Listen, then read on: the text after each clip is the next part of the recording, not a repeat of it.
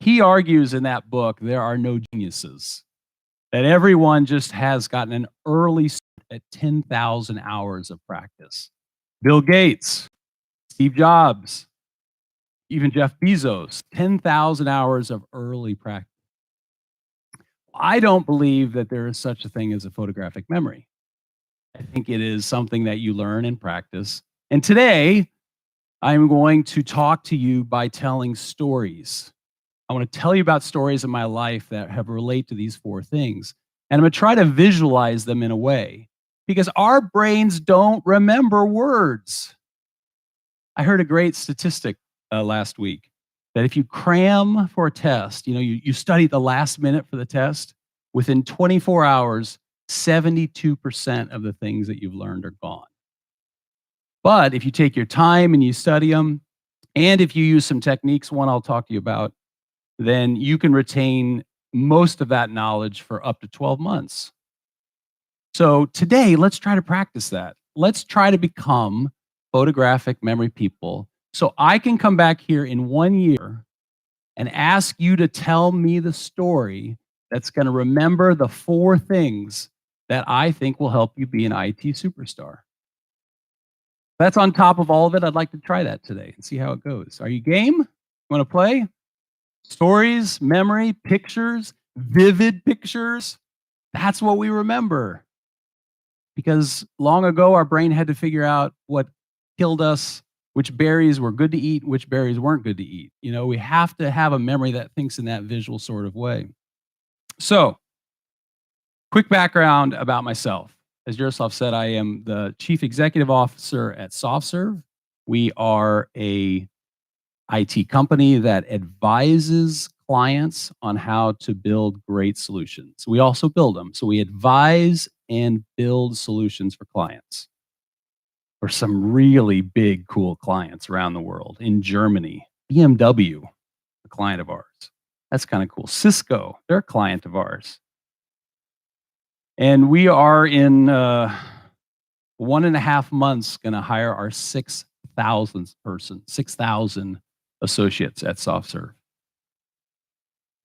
Guess how many associates we hired today? How many team members today? Just our little company. Yeah, we hire one every hour. So while I'm talking to you today, we will have hired another developer. And it's accelerating. It's faster and faster. And we're just one of many companies in here. So you are in some pretty great programs if you're focusing on IT or computer science or even business analysts or program managers. Those are great programs to be in because there's huge demand that's out there, huge demand. I travel a lot as an executive. I'll travel about 250,000 kilometers this year. So I'm on an airplane every fourth day on average. And most of them are, overnight flights. I come over to Ukraine every month, as well as being in Europe. And I live in North America. I live in Maryland, which is right by Washington, D.C. And if you pull up your phone and read the news feed and look up the hurricane that's about to hit the United States, that's where I live, right about where that hurricane is going to hit. And of course, I'm over here, and that's okay. That's how it works. But, I think of myself as a global citizen, and I have a number of responsibilities that I'd happy to talk about at a Q&A session at the end. But let me get to my main point here. Can I ask you a question? What does uncomfortable, that word, what does the word uncomfortable mean to you? Yes. I'm sorry?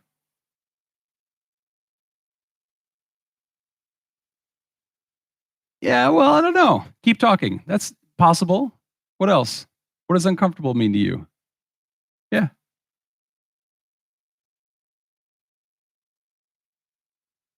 So that's a situation where you're uncomfortable. You don't have basic supplies to survive. What else? Yes, ma'am. Choice you don't want to make. Wow. That's going to work great for what I want to talk about. Yes. That makes you tense. Excellent. A feeling that makes you tense. Feeling stress. Yeah. When shoes are too small sometimes. Yes. Yes, sir. Not common for you. Yeah, it's like you guys are reading my speech. That's good. Another idea?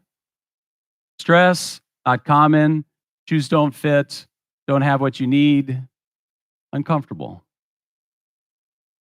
Well, I would like to give you the first suggestion of 4 suggestions that you must put yourself, if you want to be an IT superstar or a superstar in anything, you must put yourself in the most uncomfortable position you can at all times. All times. Do you think it was comfortable for me to come to Ukraine for the first time?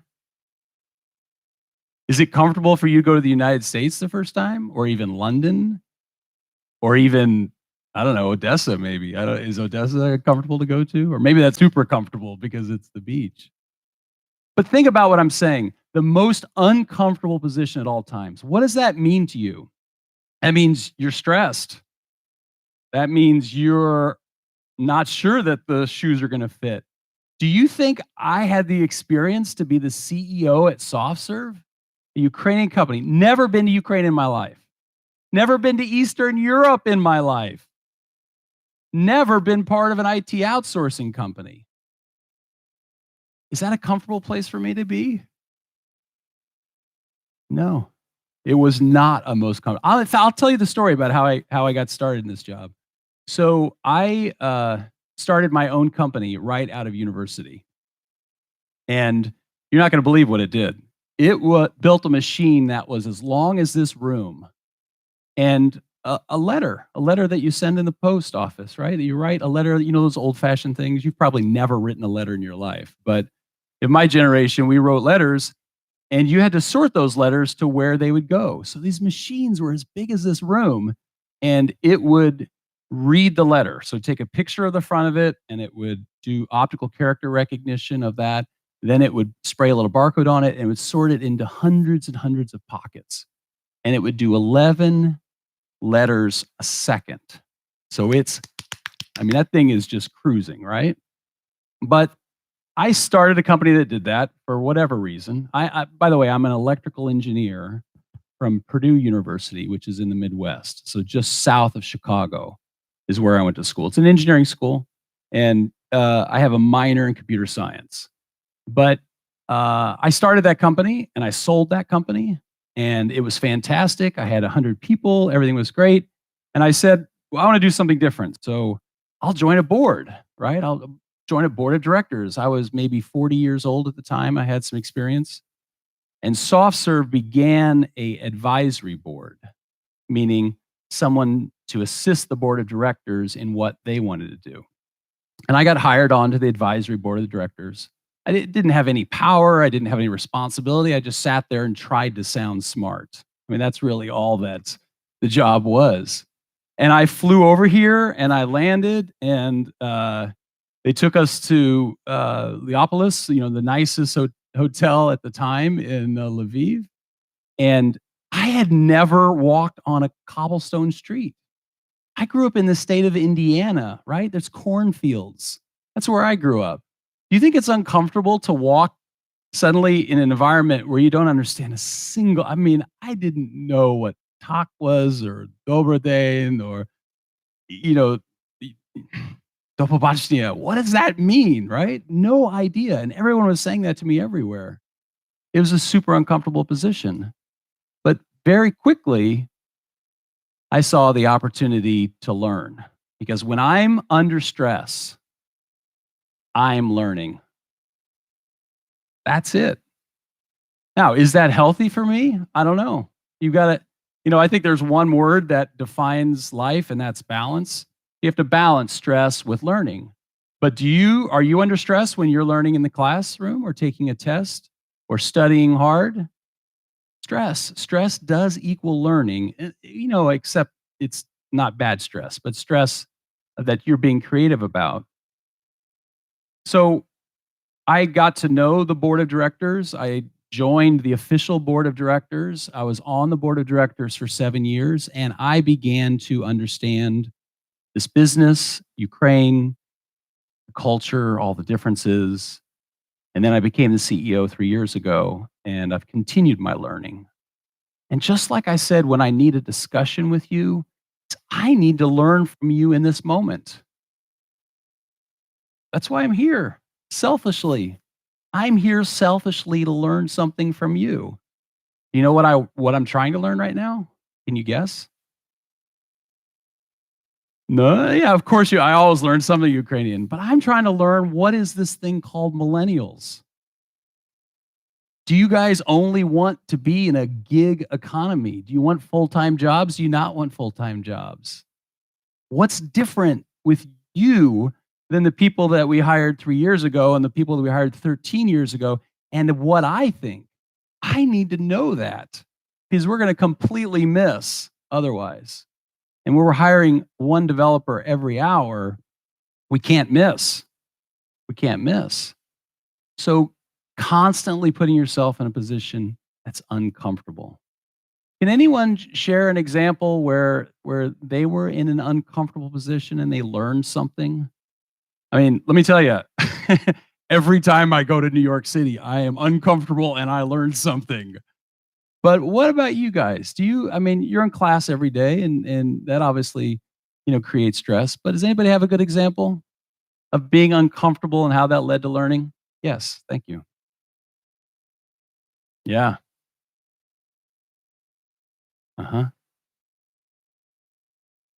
Right. Mhm. Yeah. Right. That's great. That's a great story. I, uh, I have 3 children, and my oldest, is just entering university right now.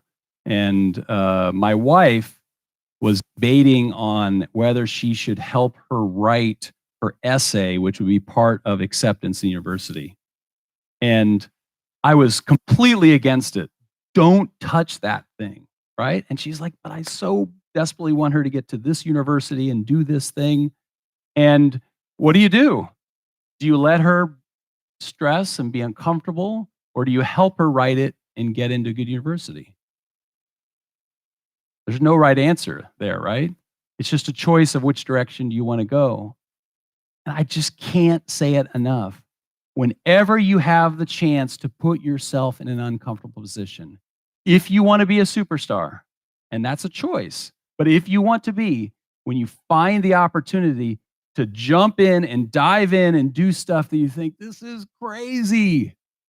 We do it in our personal lives all the time. Why don't we do it in our professional lives? And the only reason that I'm standing right here is because I always put myself in uncomfortable positions. And man, some of them were terrible, but I always learn things. I learn I don't want to do that. I learn I do want to do that. I learn. It's not always bad to be stressed. Sometimes it is a signal that you're learning in places that you don't always consider yourself to be learning. That's a great example. Thank you. Any other examples somebody would like to use? Do you get what I'm saying? Uncomfortable. You think it's comfortable for me to be up here talking to you?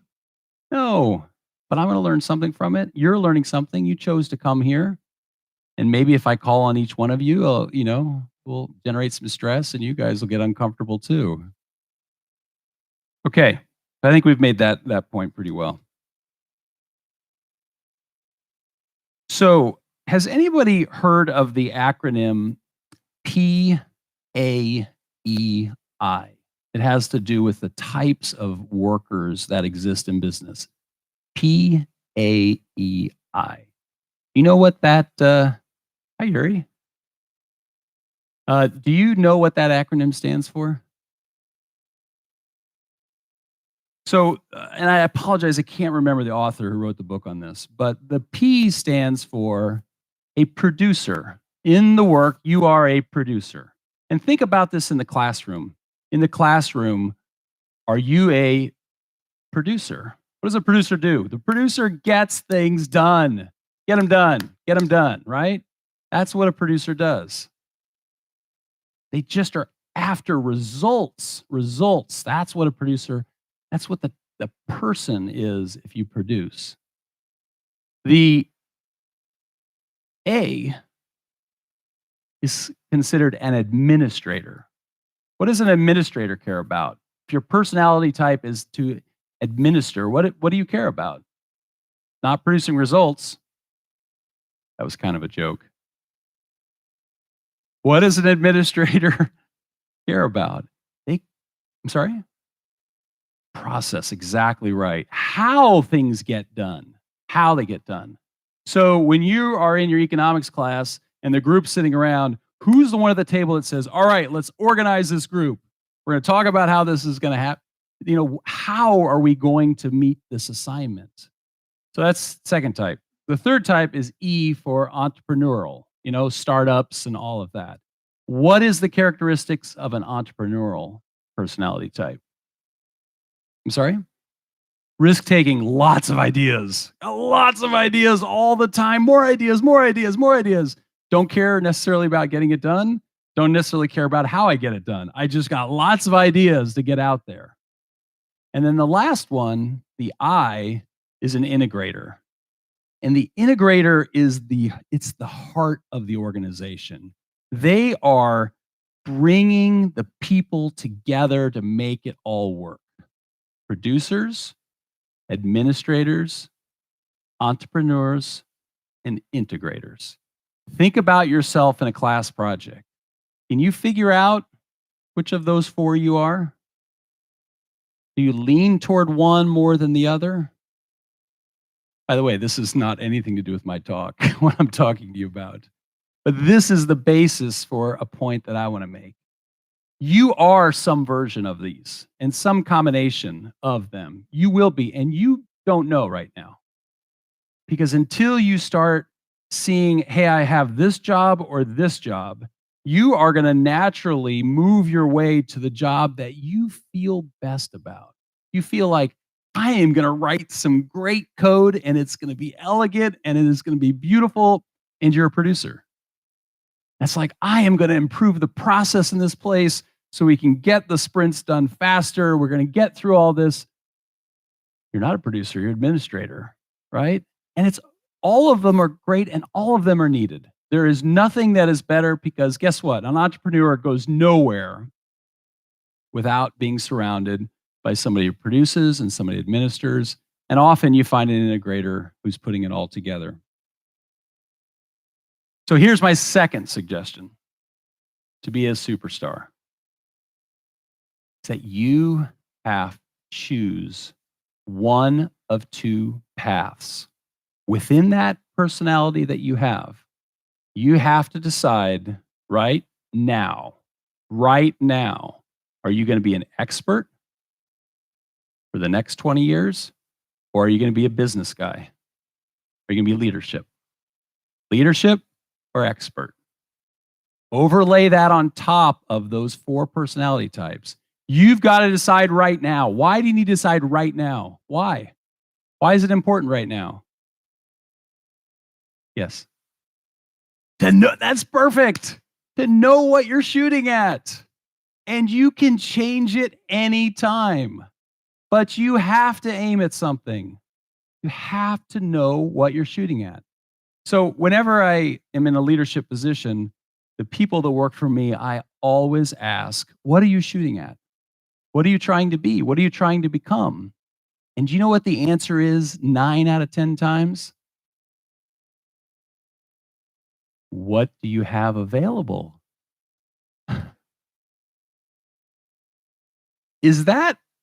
What does that look like? If you drew the trajectory of that person's job, where are they going and where are they going to end up?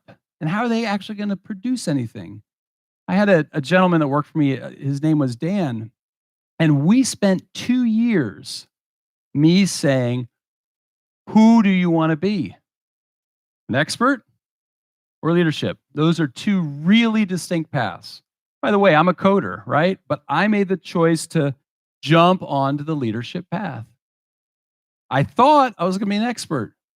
I wrote code for 7 years. I love writing code, but that's not who I am. It's not who I am. That's not what I was after.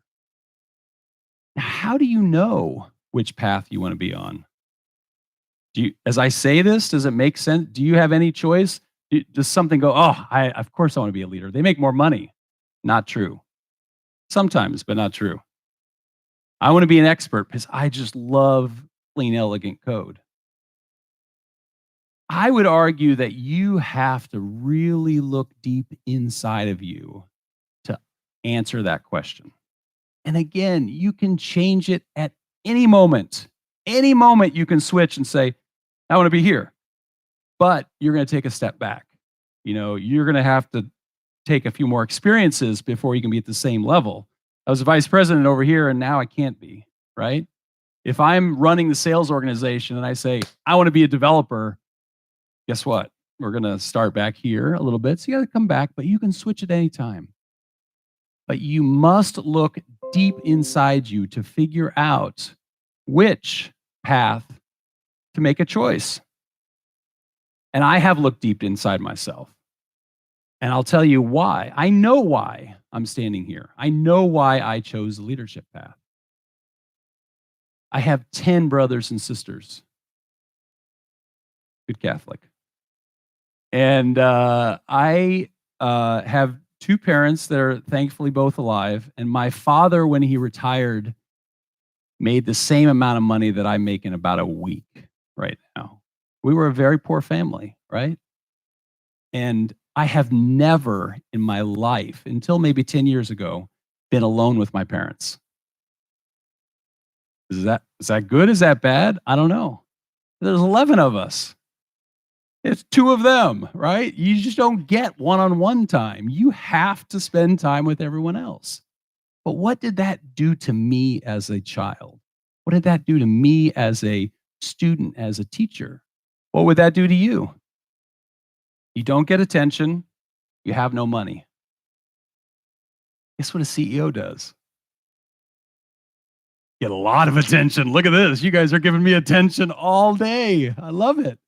And I make a lot of money. I am trying to serve that need that I developed as a child. And every one of you has something that is going to lead you down one of those 2 paths. Leadership, expert. You can change it at any time, but please make a decision. So you make a decision, you have something to aim at. And if you aim at, what is the shortest way between 2 points? A straight line, right? That's the shortest way. And if you want to be a CEO when you're 34 or 42 or even 51, you can't wander too much. You really can't. There's only one thing preventing most of you from becoming a CEO or an expert, and that's time. It takes years to gain the experience. It takes years to learn the skills. And the reality is most of us work for about 35 years. So, okay, what are you going to do with those 35 years? You can spend some time wandering, and that's cool. There's nothing wrong with that. And maybe as millennials, that's what you want to do. But for me, I had a need that I wanted to satisfy, and I picked a path. It started technical, started to become an expert. I switched over to leadership. I found out I loved it, and I just kept going and going and going and focused on that. Does this make any sense? This is the first time I've ever talked about this.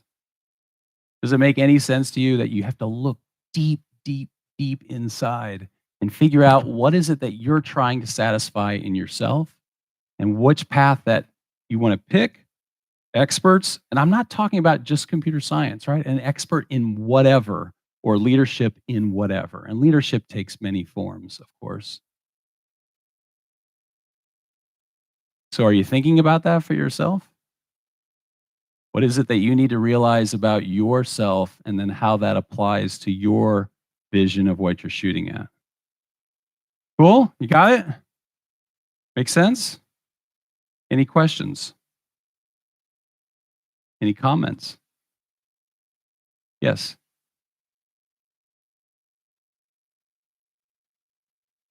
You can, but not later, right? You can early, but not later, right? Zuckerberg. What's Zuckerberg writing code anymore? He can't, right? And even when he's surrounded by Cheryl and a bunch of other guys at Facebook, you just can't. It becomes too overwhelming because you become successful. But there is a wonderful combination of starting technical and moving to leadership. Why? Why is that so much better than starting in leadership and staying in leadership? Because you can tell when they're faking it. When somebody tells me that sprint is going to take 4 weeks, and I'm looking at the requirements and I'm like, it's not going to take 4 weeks. I don't know why you think this is a 4 week sprint. You can call out what's right and wrong. And then you get respect from them and you get understanding and you're efficient and all good things happen. So I'm biased. This is my personal opinion because I took this path.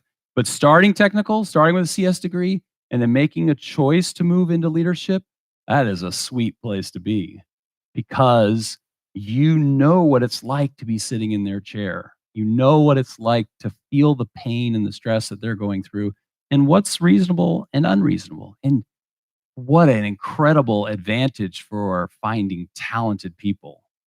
Because if you, in 20 years from now, I promise you, number one or number two problem that you'll have in your professional life is finding good people. I promise you that will be number one or number two. Thank you. That's a great question. Another question? Comment? Okay. Oh, yes.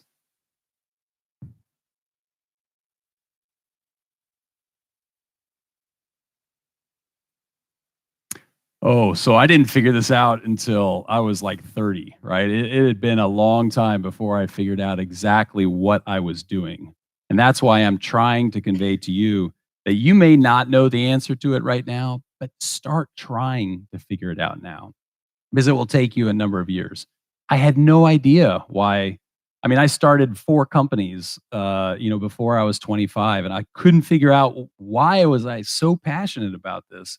And it's because I want to make a lot of money. I really wanted to be able to buy nice clothes and feel good because, look, it was not a great childhood.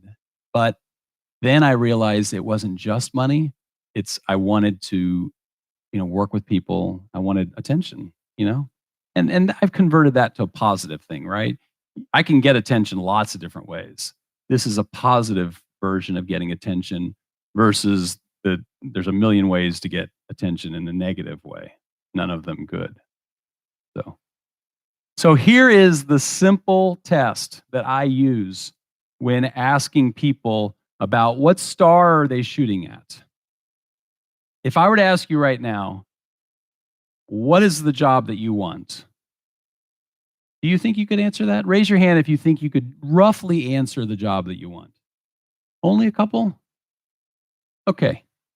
So you're getting there. You're earlier in your career. You're not sure yet. I'll come work for SoftServe. I'd love that. That'd be great.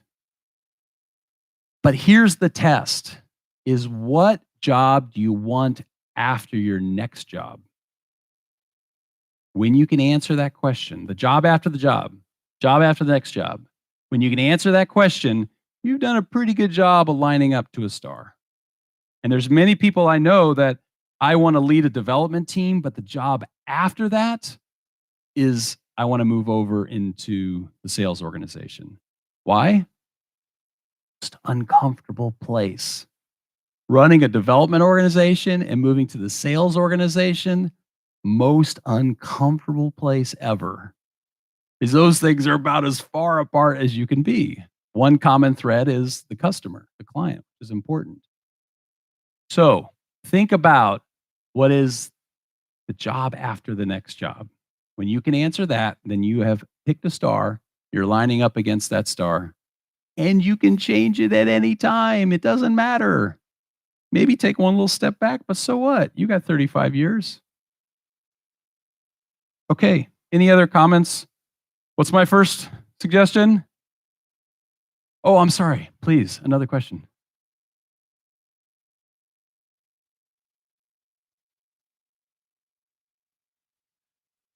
It's a very good question. You hear the question? How do you combine what you're shooting at and the most uncomfortable position? That's a great question. How would you answer that? How do you do that? Yes? Yep. Others? Comments? Say it out louder. Louder. Maybe the star is very uncomfortable. Does anybody think the CEO job is a comfortable job? You know? Sure.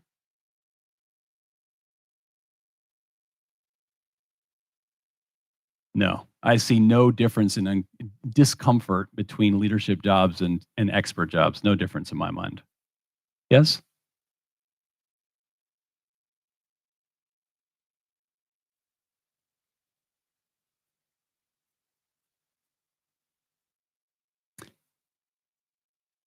Yeah, that could be. I will take all of this and combine it into my answer because I think every one of you are partially there.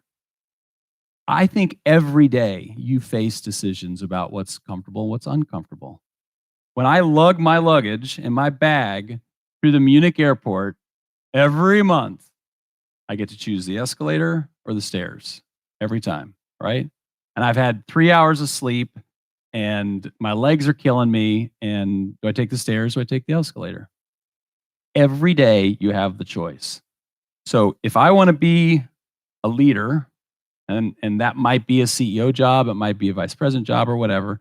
And currently I'm running a technical team. If I want to get there, what are the uncomfortable things that I can do in the development team to position me for that as the job after the job? I can volunteer to go visit the client as part of the development team. You say, I want to go. I want to go. I want to be the guy to go visit the client and get some cycles in working with that client wherever they are. And that's super uncomfortable. I'm going to tell you a story. Well, I'll wait. I'll tell you the story in a second. But every day there's a choice in almost every situation. And if you start practicing to choose the harder one, climb the stairs, take the stairs. When you think about this, think about me running through the Munich airport, standing there and looking at the escalator, looking at the stairs, take the stairs. And eventually you will find a path that achieves that star. It's not perfectly straight, but it's almost straight to achieve that star. It all works out beautifully. I'm telling you, it's not a conflict in any way. It's the process for which you pursuing your star is really what the uncomfortable position is.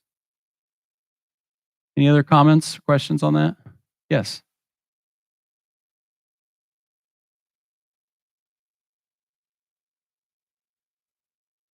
Yeah. In the short term, yes. In the long term, no. Every time. Every time. I am thinking right now about some big changes at SoftServe, and the only thing I'm solving is separating those two because people have said, I'm great at what I do. I'm a super duper expert. And by the way, what do you do with great experts? You promote them. You promote them to the next thing until they fail. And often what happens is you promote them into a different path, right? It's the top sales guy should become the sales manager. Logical, right? Do you think that works? It never works. A sales manager is not a good salesperson. These are totally different skill sets. So you must really, I do not believe, my experience has shown me in the years that I've been working that in the short term, yes, in a small startup, the best coder can be the CEO. It works, but never in the long term. Yes.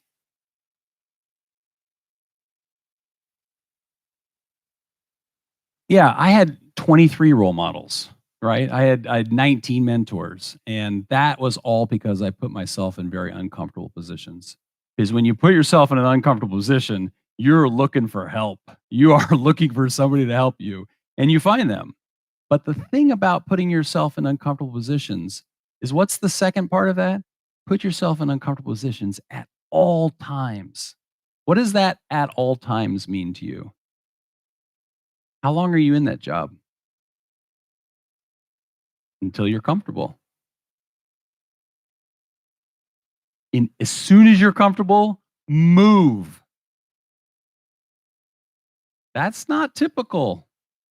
As soon as you're not learning, move. At all times, be uncomfortable. Okay. Any other thoughts? Yes.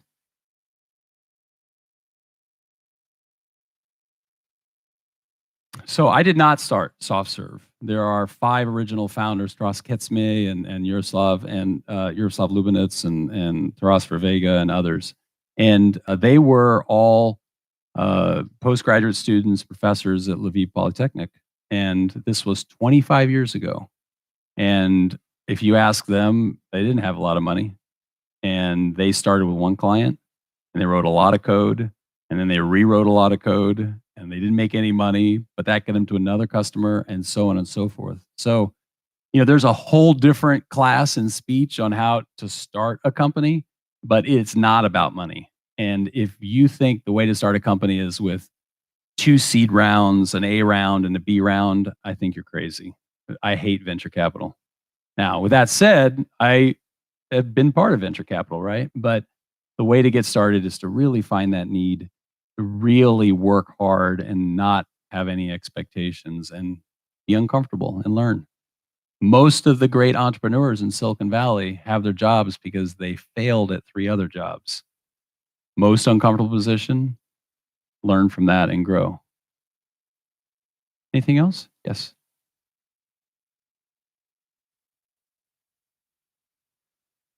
Yeah, well, so his point is it my job to put people in uncomfortable positions? It's actually to find the people that want to put themselves in uncomfortable positions, but that's it. That's exactly right. And when people are happy and comfortable, I start getting very nervous because they're not learning. And when they don't learn, then we can't grow because if we don't learn, we are not going to be able to keep up with the growth of our business, which is a lot. Okay. Can I go to number 3? Yes, sir. What is my job after this one? Very good question. It's my job after the next job. So I have spent a year discussing this with the board of directors. So succession planning is a big part of my job, right? Who's going to replace me? And what does that mean? And my job after this job, to be perfectly honest, is to return to the board of directors, not be the CEO and stay as the board of directors. And I suspect that I will likely so the job after the job is I want to do more of this. I want to do more talking and discussing. Everyone that sort of gets to a certain age wants to share their experiences and train and my kids want nothing to do with me, right? They want to figure it all themselves. They don't want to hear it from me. So I would love to teach more. Please. Yeah, I don't think teaching for me is a comfort zone. So that's a very good question, and I have to answer this question politically correct. So, board of directors, what do you guys think that's like? What do you think it's like to be on a board of directors? I mean, first off, do you know the board of directors are the group of people that management works for? The CEO works for the board of directors, right? And they hire and fire the CEO. That's mostly their job. And the only good board of directors is a diverse board of directors, very diverse. You have people that are here, here, here, here, all in their thinking. And SoftServe, thankfully, is why we're so successful, has a very diverse board of directors. So there is nothing comfortable about being on the SoftServe board of directors because it is a very diverse board. And again, thankfully. Yes.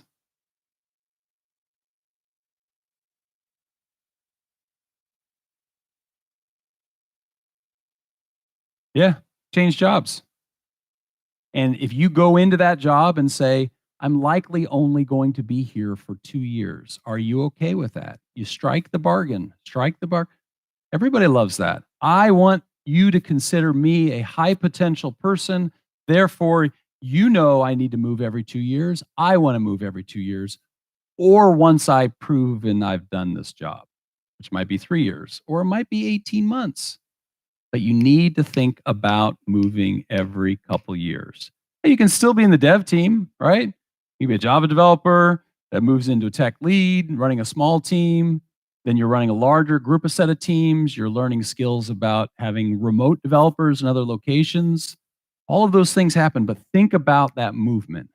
Movement means you're alive, means you're learning, means, and all of those are uncomfortable.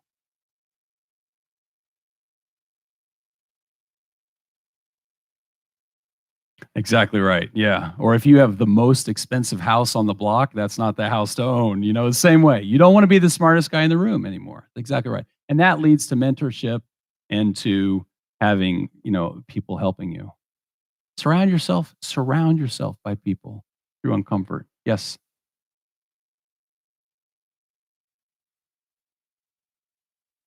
So how do I'm sorry, I didn't quite hear it. Yeah. Yeah. That's from deep down inside of you, right? Um, eh, Strength after failure.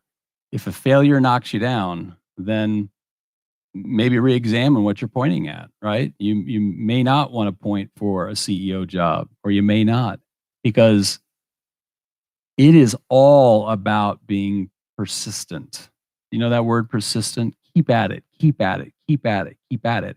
And that is driven by something inside of me by saying, I want to make a lot of money and I want to be in a position of having lots of attention. There's a persistence in me that I don't know where it comes from. I don't know where it comes from. So if you don't feel that persistence, then something's not right. The star's not quite lined up right, or you're not on the right path between leadership or support. But look, it's an honor to fail. It's an honor. I mean, you learned something. You don't learn from successes. Have you ever heard that? You don't learn from successes. So take that failure as honor and say, I am smarter than I was, right? And those CEOs that are running Silicon Valley startups that have 3 failures over there, they cost their investors $100 million. They wasted $100 million somebody's mind, and they're proud. They're ready now, right? I had 3 failures. I've learned something finally, and you do. So I guess what I'm suggesting is it's not about strength. It's actually a badge of honor that you've done it, and if you learned it. So learn what take some time, think about what you learned. You will never forget that lesson. You won't. I can list out all of the things I did wrong, and they're in my head every day, so I don't make those mistakes again. Great question, though. Thank you. Yes, the competitive struggle, meaning in terms of competitors competing with us. Yeah, I just hate losing. I just hate it. And it is terrible. I hate losing on things that are like this, and I hate losing on things like this. It's just part of who I am. And that naturally fits people that are in leadership jobs, less so expert jobs. Expert jobs, it's like, look, I'm just an expert, right? I don't really care. But leaders, I mean, just desperately want to win. And salespeople really desperately want to win. So I don't know how to generate, that besides, I think most people in this room want to win, right? I think most people would like to get good grades. I think most people would like to be in great jobs and feel good about it. But there's definitely, I don't want you to think that CEOs is the ultimate job. It's not. It's only for a handful of people. There's only a handful of jobs, not that many of them. There are wonderful, balanced lives that are available for you at any level. And you just have to choose what that star looks like and where it is and which one you're aiming at and line up underneath it. Yes. How do you find mentors? Yeah, at SoftServe, we have a very defined mentor program, right? So when you get in your first job, that should be your first question. How do I find a mentor, right? I believe companies have the responsibility to do that. But outside of that, put yourself in an uncomfortable position and you're going to find people around you that know more than you. And that's all you need a mentor to be, is somebody who has had a little more experience or a little bit more knowledge. So if you put yourself, you're not the smartest guy in the room, There's lots of potential mentors. And then you have to be uncomfortable, reach out and say, I need your help. Help me. Okay, I've got 2 more points. Yes.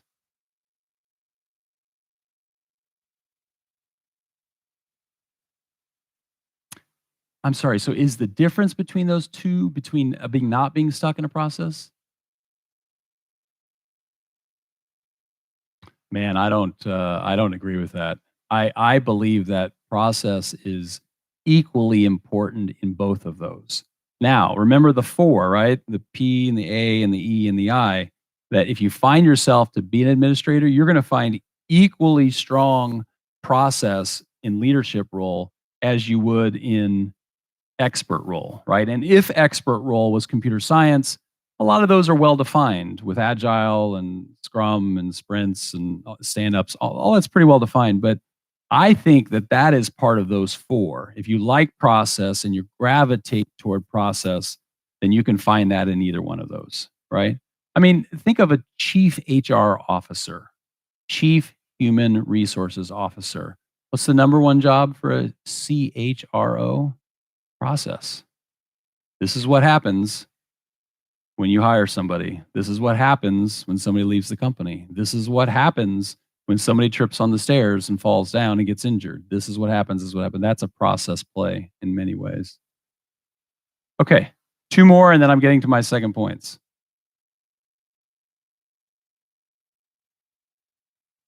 Oh, you know, that's a great question. So, what did I expect to learn when I agreed to join the advisory board? You know, the idea of at the time I lived in Connecticut, you know, north of New York City. At the time I lived there, when I agreed to join, it was, hey, it's a company you know nothing about, in an industry that you know nothing about, in a country that you know nothing about. What do you think? Pretty uncomfortable, you know, that's pretty super uncomfortable. It's like, I think I can learn something there. And I did. What a wonderful, I cannot tell you how much I love being in Ukraine. Love it. You guys have real food. You have real food. It's not, go ahead. I have not, well, I feel like I have a flat downtown. Believe me, I feel like I live here. But you know, it's not food trucked in from California that was not ripe when it was picked. I mean, I love being here. And I love being part of SoftServe because there's so much. So I think, I don't know that I perfectly said these are the specific lessons. I just said, "Wow, is that uncomfortable?" And I'll figure out what I'll learn as I did. Who had the other question?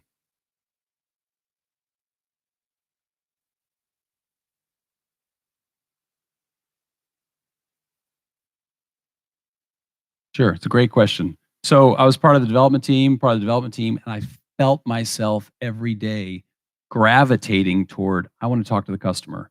I want to lead this team of developers. I think I could organize this team better. I just felt myself being drawn to the opportunities as they present themselves. And as I said earlier, you don't yet know.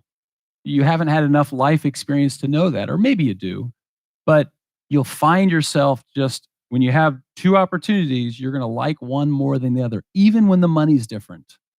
You're going to find yourself leaning, and that starts to tell you those signals for yourself. Okay, last question at this point. How do you know? It doesn't matter. If it's uncomfortable, that's good. It doesn't have to be the most uncomfortable, just all the time be in discomfort. And after some failures, you'll learn what's too much. So you don't have to optimize. Wonderful to hear engineers, right? Let's optimize every situation. We're going to optimize how much discomfort I have. Doesn't matter. Just put yourself in discomfort and you'll be in a great spot and keep doing it again and again. So, most uncomfortable position at all times, right? My first point. What was my second point? Say it louder. I'm sorry, I just didn't hear it. At all times, right? So let me get to my third point because I apologize. I'm running out of time. So, um, leadership experts, uncomfortable position. My third point is global thinking and doing. What does that mean? Global thinking and doing. So let me ask the question differently. What is hard about global thinking? What's hard about that? Yes.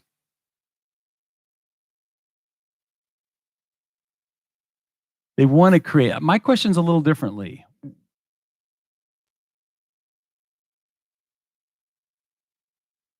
Yeah, there is that phrase. But both of those I'm asking a little bit differently, which is what is hard about imagining yourself living and working in London? Yes.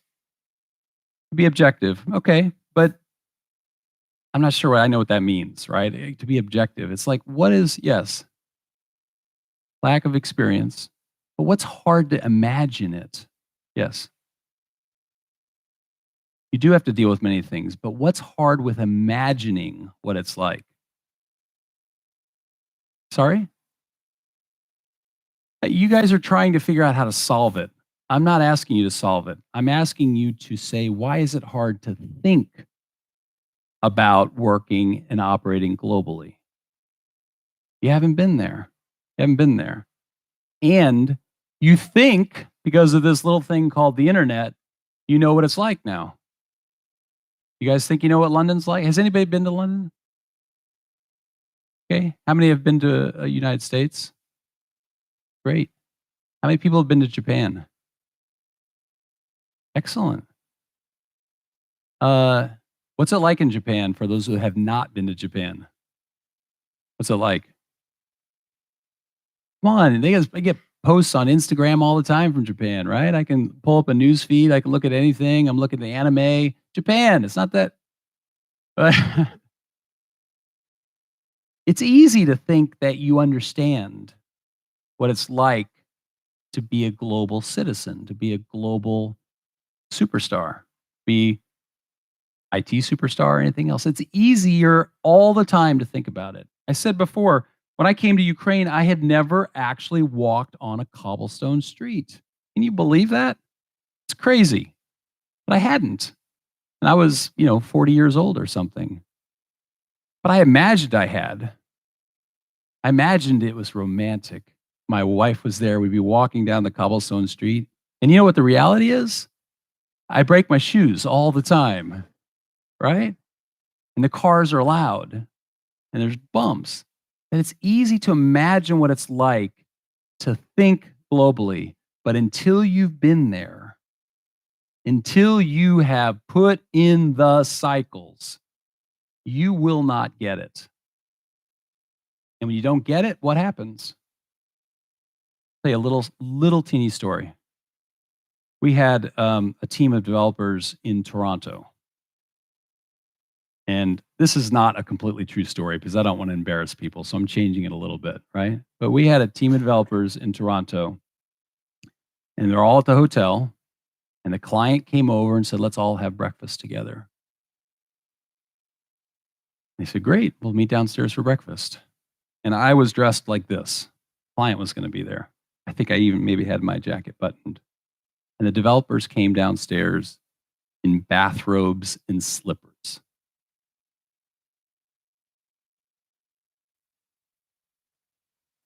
Okay. I said, robes and slippers? And they're like, well, we always eat breakfast like this. This is how we eat breakfast at home and when we're on the road. And this is what you do. And they're wrapped up nicely and they had their slippers on. They came down and they started eating breakfast. I still don't know. Is that a common thing? Is that how you guys eat breakfast? But in that moment, the client's mind changed, right? It just changed for this little teeny thing about what is appropriate to wear for breakfast. Little teeny thing. Can you figure that out on Instagram? Can you figure that out on a news feed? Can you figure that out without having lived it and tried it and done it? And that was a failure, and I will never forget that. And now, believe me, if there's ever anything at breakfast, the question is, what are we wearing tomorrow for breakfast? Because that's super, super important. But those little teeny things, I was on the ride over here. We're looking at this video that Maria told me about in Japan, where if you get a hole in one in golf, in America, you buy everybody a beer. In Japan, you have to buy them expensive golf equipment for all the people around you. And it's like, what a difference in understanding, and how funny it was to have those cultural differences. But you can't figure out the rest of the world without doing it, putting in the cycles, trying it, learning, failing, embarrassing yourself. And man, have I had a lot of those. But until you do that, you won't be able to think and do globally. What does that mean? That means when you get the chance, put yourself in an uncomfortable position and go take a job for 6 months or 6 weeks or 6 days to get some experience. And man, let me tell you how hard it is to get on that airplane every Sunday night. Every fourth day I'm on an airplane. It's just like, ugh. But always am I gaining experience. Look, we're having a conversation. You guys might, give me a 3.5 out of 5 at the end, because I have had enough experiences to be able to tell some stories to you. And you, with knowing English and pursuing a great education at a great school, are starting to develop your experiences. But we are working together. That is my biggest point. I get paid a lot of money for one thing, bridging differences. That's really all I do. Is I bridge differences. I bridge the difference between Europe, or Western Europe and Eastern Europe, or United States and Eastern Europe, or a business problem and a technology solution, or a cultural difference about whether you wear your bathrobe to breakfast or not. I am a bridge. All of the people that are on my staff have to be bridges. Bridges between differences, whatever those differences may be. We took 3 or 4 guys and put them in the US 2 years ago, just because there were opportunities to do so. Guess what? Every one of them have been promoted twice since that time, because they got the experiences. They got cycles. They became bridges. You see what I'm saying? To be a global citizen, to be a global thinker and doer, go out, get experiences in the global environment, because if you can be a bridge, you're going to have an awesome job, because we all have to bridge the world. That's really all I do, bridge the world. And it only came because I was on an advisory board, which led to be on the board of directors. That's the only reason I could be a CEO, is that I had 7 years of learning uncomfortable positions, figuring it out. Oh, I can be a little bridge. And in my first year of the CEO, second year got a little better. Third year, woo, bridge. So global thinking and doing is a requirement if you want to be a global superstar. You just want to spend your life here? God bless. That's awesome. Nothing wrong with that. But if you want to be global, you must have those uncomfortable positions be in environments that are not what you're used to, not what you expect. New York is so different than Japan. Mississippi is so different than New York. California, Silicon Valley is so different from Boston. They're all different. Odessa is different than Kharkiv, different from Dnipro, different from Lviv. You have to understand these differences and bridge them together to make the client happy. That's it. Whether the client is internal or external, that's what we do. And the only way you learn those differences is to practice. You can't read about it. We have people all the time that said, I read a bunch of web pages. I'm ready to go to Texas. Even Texas, there's Texas and then there's Austin. And Austin is completely different than the rest of Texas. You got to know these things. Otherwise, you'll trip. And that's fine, but you'll learn. You have to learn. and bring those together. Questions or comments about that, my third suggestion? Global thinking and doing. Yes. What about which standards? Double standards.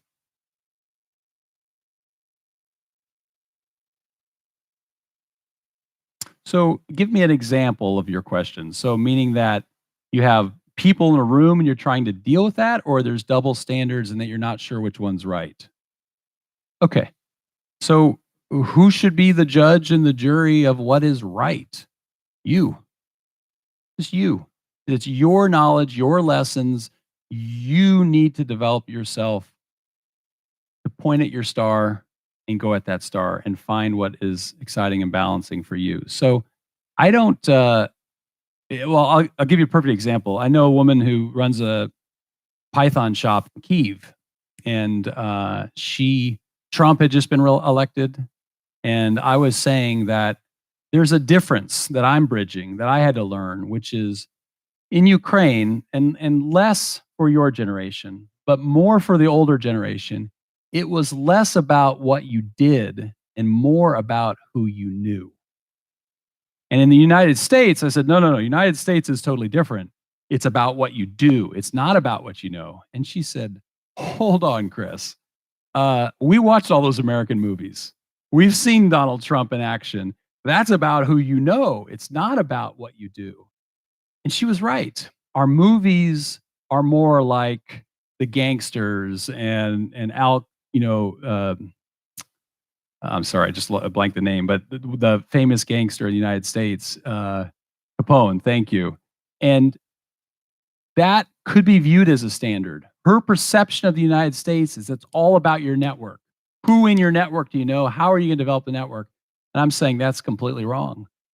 I grew up south of Chicago in the Midwest, and that was much more about what you did. Did you write good code? If you wrote good code, you're going to succeed. You got good grades in school, you're going to get multiple job offers, things will go forward. So double standards is a temporary situation. You will discover for yourself which is your truth for you. What does that mean? Because look, bathrobes at breakfast, there's nothing wrong with that. It's just what that was in that moment. So I think you'll quickly uncover that as you start to set your star and look at it. Thank you. Good question. Anything else?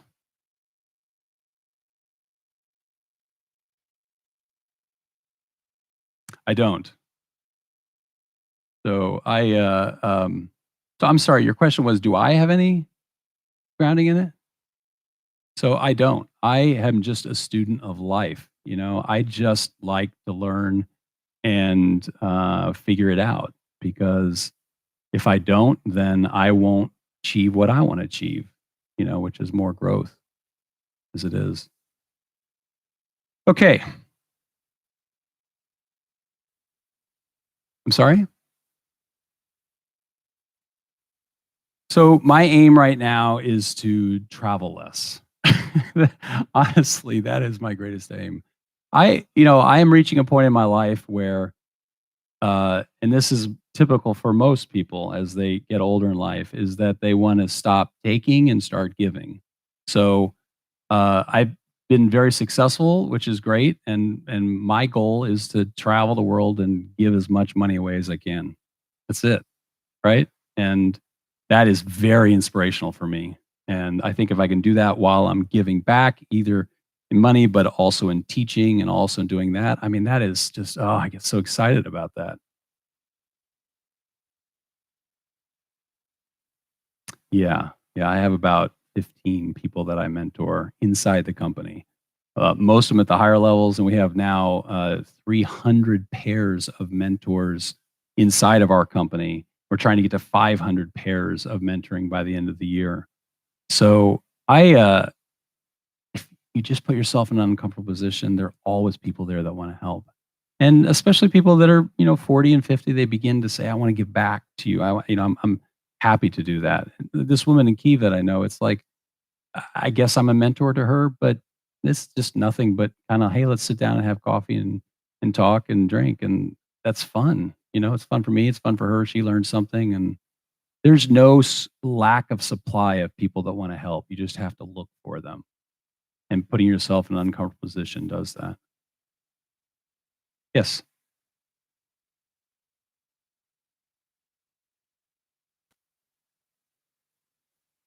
Ah, oh man, that's the hardest part of my job, right?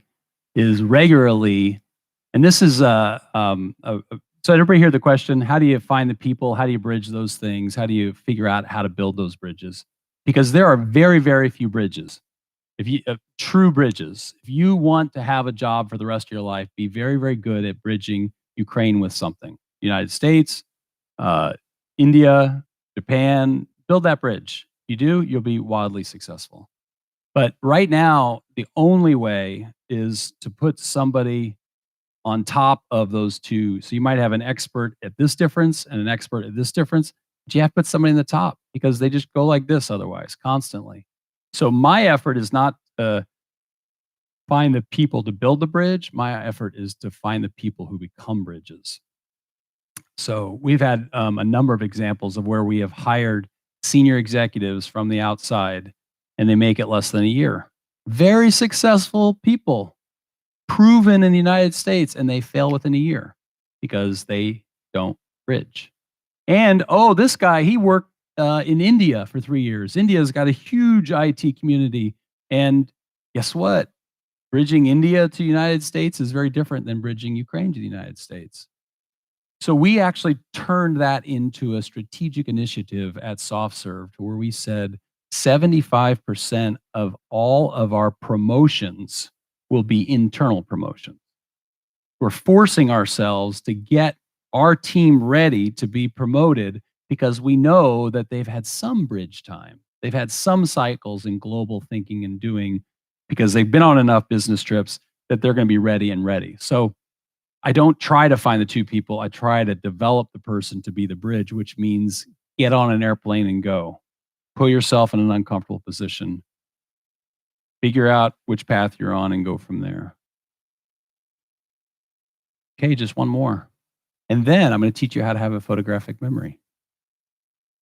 That's the bonus round. So my last one is pretty simple. You probably heard this before. A passion for self-development. Passion for self-development. What do you do with your spare time? Besides studying, I know you're all studying. Well, what do you do with your spare time? Travel. That's great. You can be uncomfortable and travel. Get in a taxi cab in Egypt and tell them you want to go somewhere. That's very uncomfortable. What else do you do with your time? I'm sorry? Visiting events, organizing events. Yeah, sounds like an administrator or an integrator. You need to have a passion for self-development if you want to be a superstar or a global superstar. You got to have that passion. If you think it is the world's responsibility to make you happy, you're wrong. You do not have the right to be happy. You want to be, I want to be, but nature by itself is not to generate happiness, right? Nature is competitive, that's out there. So you need to decide for yourself, I want to be happy. I want to do this. I want to pursue this. How do I go about doing that? And that comes from a passion for self-learning all the time, self-development all the time. Because if you think it's the company's job to develop you from this job to this job, every day somebody comes to me and says, look, what are you doing to develop me? Honestly, that's not my job. The company should provide a beautiful framework and tools for you to develop yourself, but you have to own your personal development. Nature doesn't, company doesn't that you work for. Your parents probably think they do. But ultimately, you are at the time in your life that you have to acknowledge, I am the only and single individual that's responsible for my development and progression in life. And most people don't figure that out for a very long time. They jump on the track. Here's the track. I must be fine on this track. That track leads to the wrong star. That creates a lot of problems. You need to own the responsibility of what you want to do. And that comes through passion of constantly working to develop yourself. So, what does that mean for me? There are times when I just cannot open a book on the airplane. I just can't. I just have to binge watch Netflix. I just have to because it's been too hard of a week or too hard of whatever. But most of the time, I'm looking to learn in my spare time. I have two sons, and they listen to podcasts constantly, constantly. And man, it drives me crazy because I have to say everything twice to them. Hey, Ethan, have you done your homework? What? Ethan, have you done your homework? What? It's just but I'm also not upset about that because they know so much more than I did at that age. Incredible what they have learned in that short period of time. And they right now, is it a passion for self-development or is it really that I won't let them watch screens, enough of YouTube and they switch to podcasts as the alternative to YouTube, right? Maybe. So, and YouTube's not bad. There's a lot to learn there if you are actually trying to learn things versus just occupying your brain. You just occupy your brain, you're just shutting it down. At times we all need that. But if you find that that passion is something that you really want to do, you will succeed because it fits so beautifully with everything else. You've chosen your path, putting yourself in uncomfortable positions. You're globally thinking and doing. In the midst of all of that, you're just like, I'm going to develop myself. Those four things together, I promise you,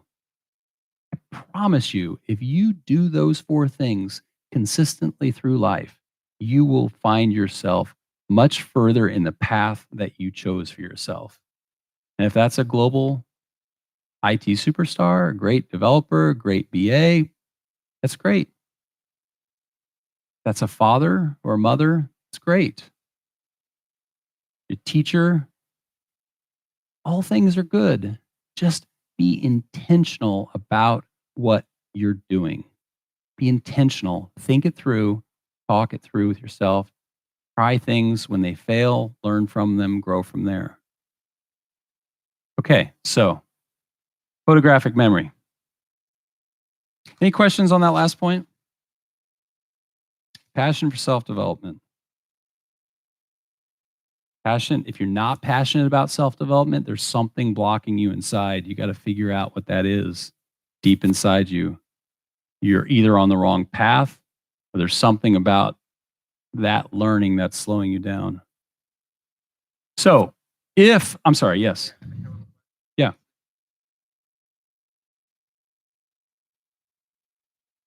Which four of those will help me be successful more than the other ones?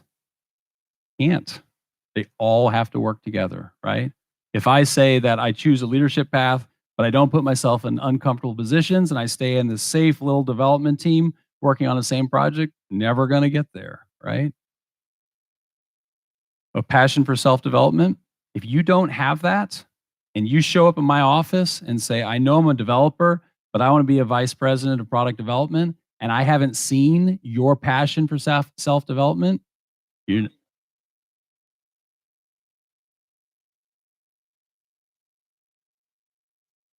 each of you, I think, could prioritize what the ranking is, but my experience is that you have to do all of them. And honestly, to your point, it's a fair point. They're all kind of a version of passion for self-development. Putting yourself in an uncomfortable place is a passion.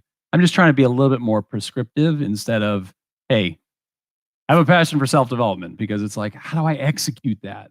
Give you a little bit for that. Yes. Oh, I knew that question was going to come up. So it's a great question. Yeah. Yeah. It's a great question. And remember, balance, that is very important. So, uh, I am I had an unfortunate event in my life which led to a fortunate experience in that, I was divorced. I had 2 children, and I remarried, and she had a daughter. My wife has a daughter. So we're a blended family. And have my children 50% of the time, and their mother has them the other 50% of the time. I only travel when my boys are with their mother. I don't travel any other day. And in 365 days, I did not miss a single day when I was with them. And if I couldn't do that, if I hadn't gotten divorced, I would not do this job. Hands down, would not do it. My life would be too far out of balance. It's not worth it. It is not worth it. So I had an unfortunate event which led to a fortunate situation which allows me to keep my life in balance. And my wife regularly comes here. So she joins me on a third of the trips and absolutely loves it. So you've got to find that balance. I'm not suggesting you get divorced. I'm not suggesting that in any way, but you got to find the way to strike that balance as it goes. Yes.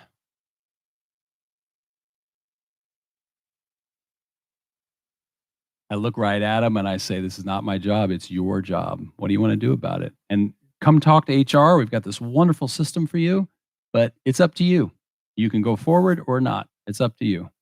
And what we do, and this is, a little mechanical, but we have a big pile of bonus dollars at the end of the year. And every manager assigns different amounts, variable amounts of bonus dollars to the people that are showing initiative and doing things.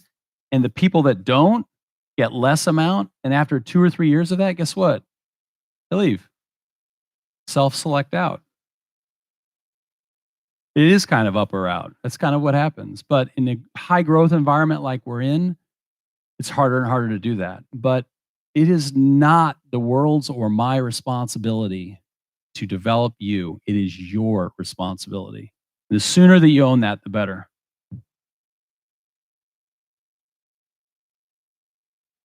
Sure, it is. Yep. And thank goodness there's 7 billion people on the planet. Because I will find them. I will find them in some country somewhere. Yeah. And we're not, we'll be in India. Was there a question here? Yes.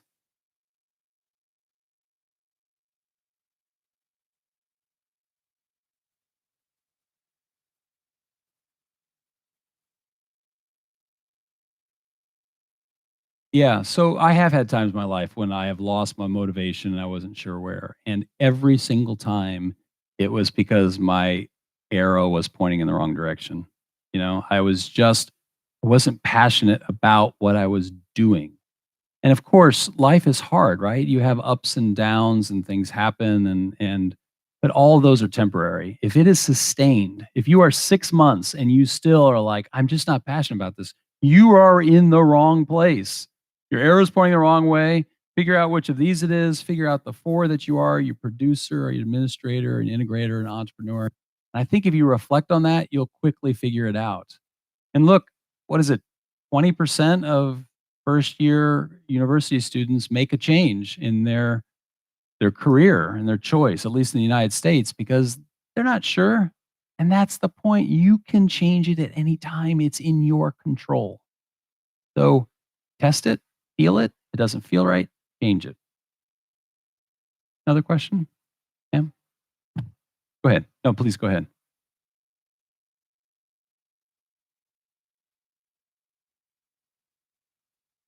Yep.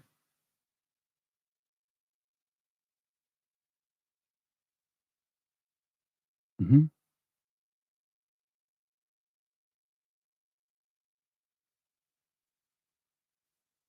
Yeah. Yeah.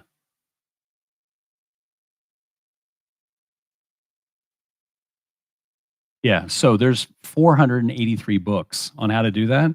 But I would suggest for you to look at a discipline like project management. A discipline like project management. We have 230 project managers. They all manage teams, and they have come from the craziest places in our business, right? They have come from our language school. They have come from secretarial pool. They have come from developers. They have come from all over the place because they're just really good integrators and they have a passion for that. So just look up project management. And by the way, we have a project management community, which you can come and talk to people that do this. And they're all about integrating that team, making them feel good, getting them working together, getting the producers, the blockers away so they can produce and go and go. So just go Google project management and look at some of the resources around there. And there'll be tons of suggestions on how to improve, how to build your skills around those. Good. There's a question here. Up front first. Yeah, go ahead.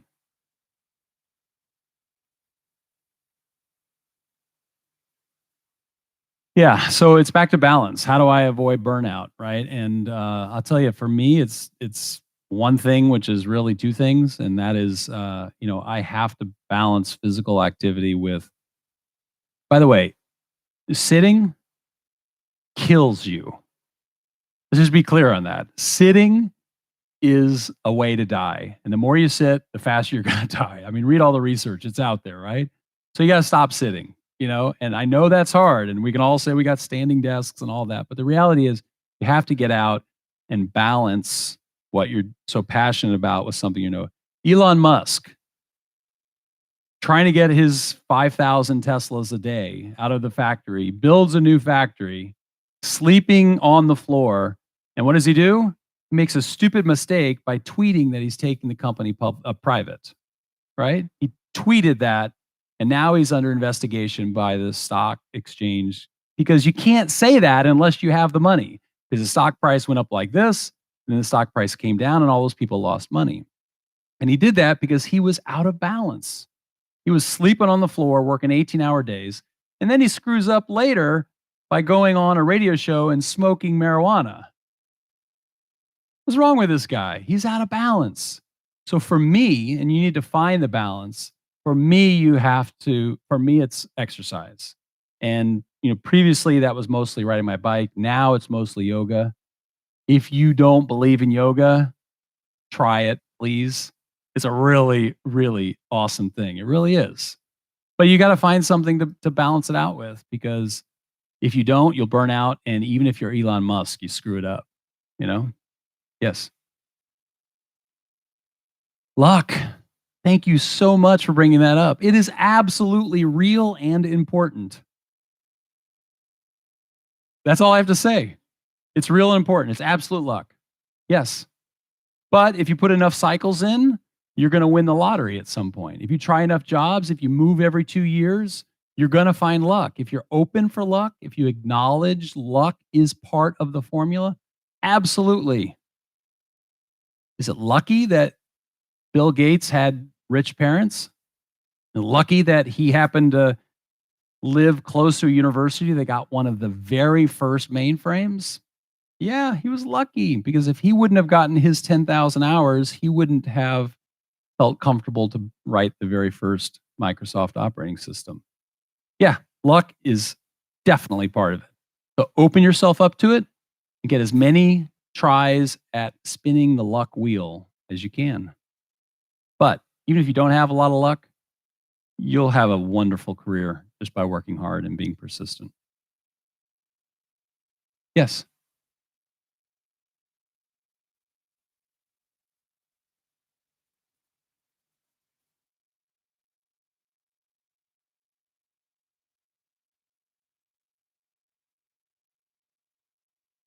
Great question. I love that question. How do I know if I'm just new in an uncomfortable experience, or if my pointing at the wrong star?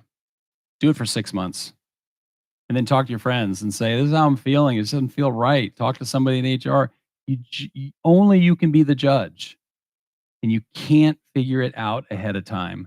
So movement, keep moving, keep trying things. You will figure it out. I know you'll figure it out. You'll know. And only from here, not from here. This is not the only thing to make you successful. This thing has to be part of it. It has to be part of it. I've made way more mistakes up here. If I would have listened here, I would have saved myself a lot. So remember, it's head and heart together make good decisions. Yes. Yes.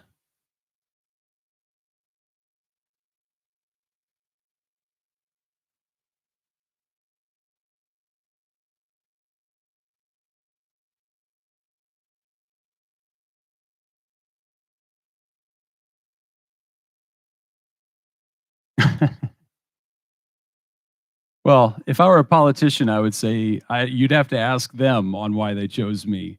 But to answer your second question first, I was the best bridge available. And those guys have been running the business for 23 years. You get kind of tired after 23 years, right? You want to spend time with your family. You don't want to be on airplanes. And I was the idiot that said, I'll spend my time on airplanes, you know? Um, to the first question, and I'm sorry, remind me your first question. Yeah, for soft serve, which is most important. Yeah, yeah, yeah, yeah, right. So I'm going to answer your question with hopefully a story that you'll remember. Imagine a situation where five of you work for me, and I say that I am leaving, and one of you is going to take my job. And you all equally feel that you're qualified to take my job. How do I handle that situation? And this will eventually get back to your question. How do I handle that situation? Who should get the job? Tossing a coin. Guess what you get when you toss a coin? You get one winner and four people that hate you and leave the company. And then what do you have? How do you choose who's the right person for the job? Split up the job. It doesn't work very well. Never works very well. Yes, ma'am.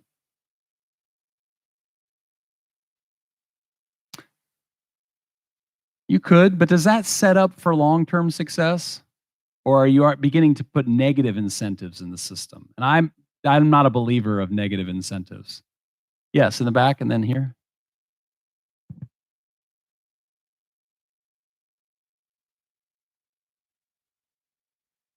That's starting pretty good. Give them a challenge. What challenge would I give them? We're almost there. Like, a task, okay. Give them a big challenge. But how do I know they can't go multiply it by 5 times in their individual contributor roles, right? So we're almost there with this. Yes. Yeah, that's a good, so let's take those 3 things and put them together. So imagine we go in a room and we assign roles. And the 5 people are going to be assigned roles in the military. One's a spy, one is on the ground, one is flying airplanes, one, different roles. And then I say, look, and in my head, I know who I want to promote because I've been watching and thinking and listening. But if I sit down with these 5 and say, here's the first scenario where we've got the bad guys coming across the mountain, they're coming down. How are you guys going to work together to repel that attack? And you let them work among themselves and discuss it.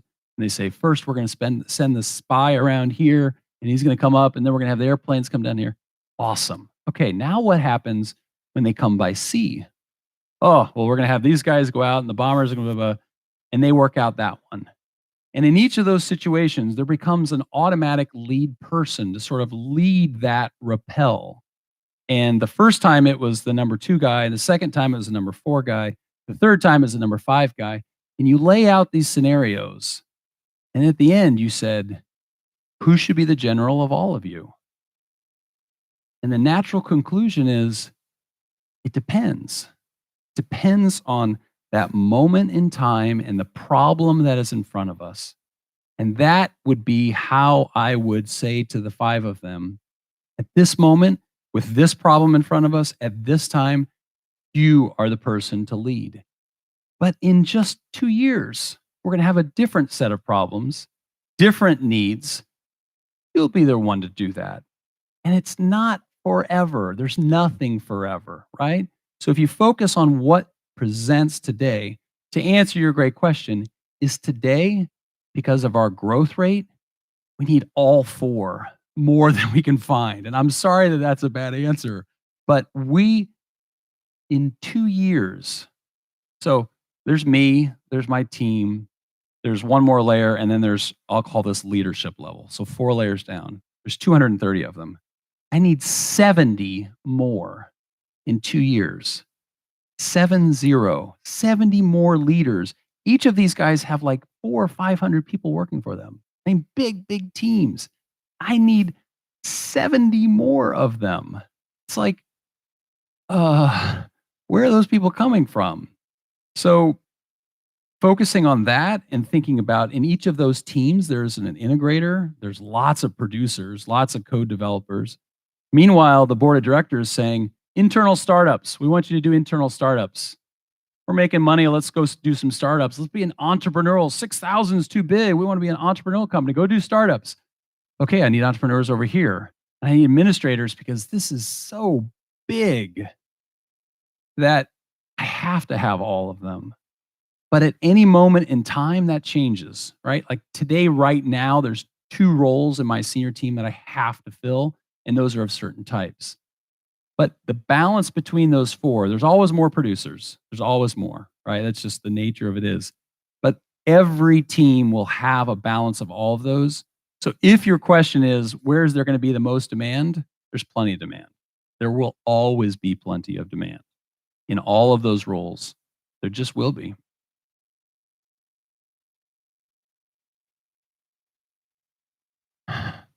You know, you do. But I don't have anything to integrate if I don't have 2,000 more producers. And I need Oh, yeah, mine. Yeah, absolutely. It is. But you know what my heart is? My heart is I'm an entrepreneur. That's what I've done my whole life. And somehow I got tricked into this job. I don't know what happened. Other questions? Still got photographic memory. How am I on time? I'm a little over. I just need 5 more minutes. But another question? Okay. So, if you believe Malcolm Gladwell, and if you believe there are no geniuses, and that there's just 10,000 hours before you become an expert, and they even talked about violin virtuosos, it's that 10,000 hours when they were 7 or 8 years old is what made them say, oh, this kid's a prodigy. You know, he's so good at it. But if you believe that there are no geniuses, and you also believe that there is not a photographic memory, then how do people do it? Have you seen the magicians where they run through the cards and they can, shuffle the cards, run through them, and then just say what each card is? How do they do that? It sounds like photographic memory, right? But there's a number of great books that talk about the concept of a memory palace. And that since our brains are designed to remember pictures and images and feelings and not words, that when you associate a word or a letter or a number with a picture, then it becomes very memorable, right? You can remember. And that's why I try to tell some stories today. But I want to give you a story, a memory palace for the things I talked about today. So maybe you'll remember this. Maybe you'll think about it as you advance in your career. And that would make me feel great. I would feel like that I've brought something to you. So and remember, the most vivid picture. I did not do a good job at making it super vivid, but let's give this a try. And honestly, if you feel comfortable, close your eyes and listen to me as I talk about this. So picture yourself, not me. Picture yourself leaving on a trip on an airplane for 6 months. 6 months. You take the Uber, you go to Lviv airport, you have your passport in your hand, you feel the excitement of this trip coming. But you're confused because you don't know where you're going. You don't know, is this a vacation or is this not a vacation? And you get to the counter, the ticket counter, and there's a giant wheel, a lottery wheel that the ticket agent is spinning. And it's got all of these cities and countries and locations. There you are, and you're nervous. You don't know where you're going. It makes you very uncomfortable, but you're excited about where you may go. So then you start to board the plane. And just like most big planes, there's two doors. There's a door for the first class and there's a door for the coach. But here, they're labeled differently. One's labeled for experts and the other one's labeled for leadership. But you can see once you get inside the airplane that you can go from one section to the other section, just like it is in real airplanes, but they still have two doors. And you have to choose the door that you're going to go down. But you know that you can change sections at any time. So then the flight attendant announces that we're in our departure, we're going to be 12 hours behind when we land. The time zone will have changed 12 hours. And the weather is going to be 41 degrees. It's going to be so hot. And you think, man, I am so glad that I packed all kinds of clothes. Clothes for anywhere, being ready for anything, both short pants and long pants. You're ready for any weather, not just Lviv weather. And you understand that you might have to buy some different clothes, but you still don't know where you're going, what to expect. And you're upset that they didn't tell you anything. Where am I going? What's happening? How am I supposed to enjoy this? All the others around you on the plane, they're not happy with this airline. This airline is not telling us where we're going, but you do something different. You get up and you go to the flight attendant and you say, hey, where are we going? And she says, oh, I have a book right here that's all about the destination that you're going to. It doesn't tell you everything, but it tells you a lot. You can take it back to your seat and you can read it. So open your eyes and let's just think about the counter, right? It's so uncomfortable, but you're excited about getting and putting yourself in an uncomfortable position. You're not sure which door to choose, but you figure that out and you can change it any time. Is it experts or is it leadership? But you're going out somewhere global. You're flying out to the world to see what it's like. But there's so much that you don't know. But if you get up and go ask the flight attendant, hey, tell me something about this, have a passion for self-learning, then you've put all four of those together. So this is not going to teach you how to have perfect memory palaces for your tests, but associate images and such. Read books on memory palace. It's such a cool thing. So simple. You start establishing these images against things that run up in your day every life and try to reflect on that story. Not sure where you're going. Put yourself in an uncomfortable position. Walk up to the big wheel and spin it, right? Choose a door into which airplane, experts or leaderships. You know you can change at any time. Then go places, go 12 hours away, go in the world and see it so you can experience those little differences that make big differences in the world of business and constantly ask questions, self-development. I hope if you think about that, maybe that will stick a little bit. Maybe that story will stick a little bit more. And as you go about your life, you'll have a chance to reflect on those on top of everything else this wonderful school is going to teach you. Any other questions? That's all I have for you. What else can I answer about anything? We good? Thank you very much. Oh, I'm sorry, one question.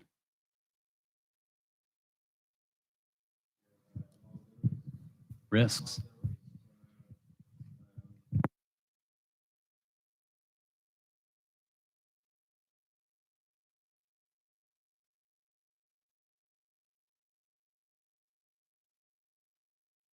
Do you?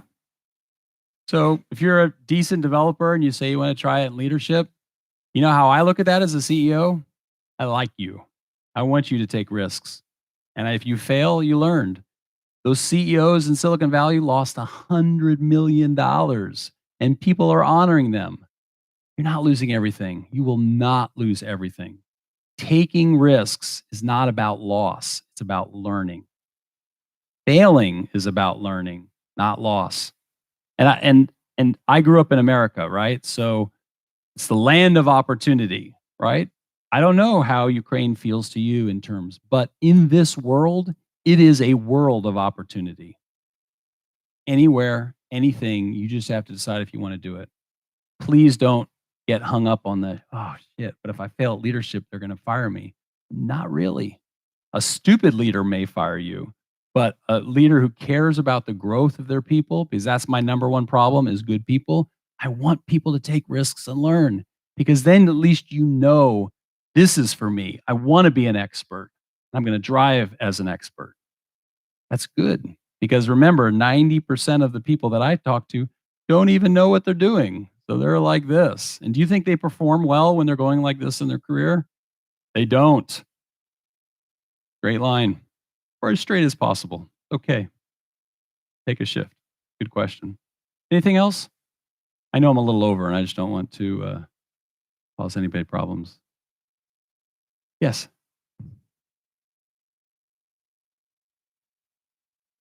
So around some books? Or just advice around books or in general? Yeah, so books teach you about 20% of what you learn. Experience teaches you about 70%. Mentorship is about 10%. Now, right now, it's books, right? It's education, but experience in the classroom.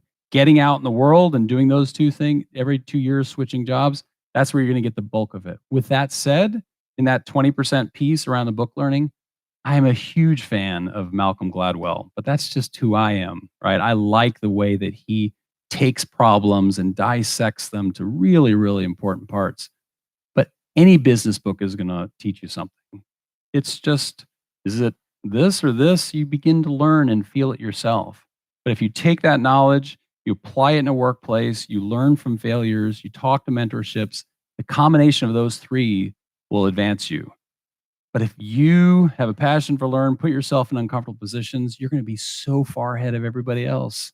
These people don't think about that. Did any of you feel coming in here that part of your job was to put yourself in uncomfortable positions all the time? Did anybody really feel like that should be the biggest thing to succeed?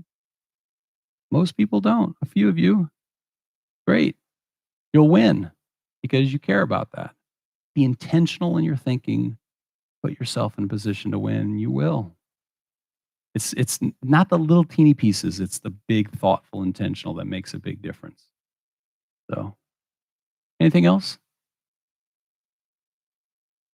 Well, I did learn some things. Thank you for that. I really enjoyed how much you discussed things with me. Thank you very much. I very much appreciated your input, and it's very nice to talk to you. So, thank you.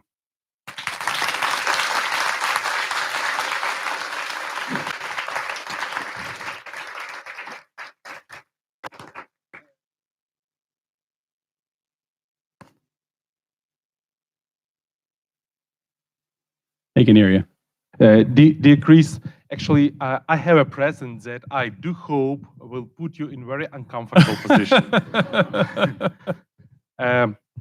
Actually, this is a uniform for your next job, actually. Excellent. This is a polo of faculty member of the Faculty of Applied Sciences. I would love to have that uncomfortable. Thank you very much. That's great. Thank you very much. Appreciate it. Okay. Thank you very much. Enjoy your evening. It's a pleasure to talk to you. I hope I get a chance to talk to you again soon. Go SoftServe.